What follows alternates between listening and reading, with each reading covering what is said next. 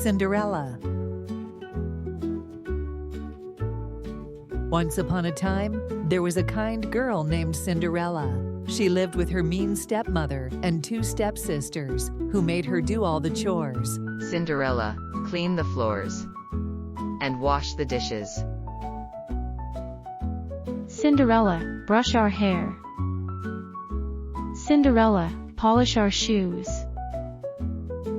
Cinderella worked hard every day, but she never complained. One day, an invitation arrived from the palace. The prince is having a grand ball tonight. All the ladies are invited. We are going to the ball. Can I go to the ball, too? Without waiting for a response, Cinderella rushed to her room. She was so excited, she began sewing a dress for herself, carefully stitching every part. Soon, the dress was finished, and it looked beautiful.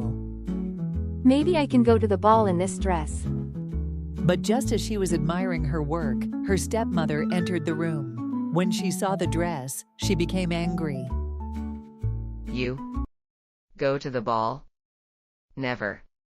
You have too much work to do. You're not coming with us. Cinderella's heart sank. She had worked so hard, but her stepmother wouldn't let her go.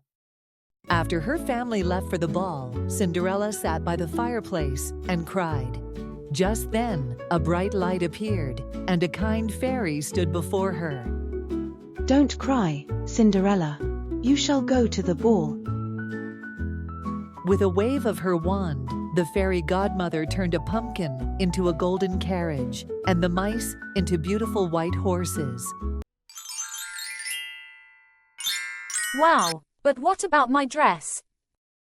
Leave that to me. The fairy godmother waved her wand again, and Cinderella's dress transformed into a magnificent gown, shimmering with jewels. On her feet were sparkling glass slippers. Thank you so much. Now, hurry to the ball, but remember, you must return before midnight, or the spell will break. Cinderella rode to the ball in the golden carriage. When she arrived, everyone was stunned by her beauty, especially the prince. Will you dance with me? Yes, Your Highness.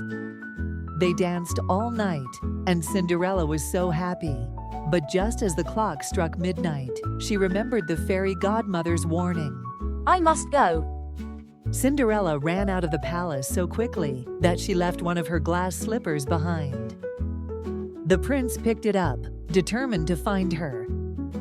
I will search the entire kingdom to find the owner of this slipper. The next day, the prince traveled from house to house, trying the slipper on every young woman in the kingdom, but it didn't fit anyone until he reached Cinderella's home. Let me try it on. But the slipper didn't fit either stepsister. Then, Cinderella stepped forward. Prince let Cinderella try on the slipper, and it fit perfectly. It's you. I have found you. Cinderella and the prince were married, and they lived happily ever after. As for her stepsisters, they eventually learned to become Tiny Storyland.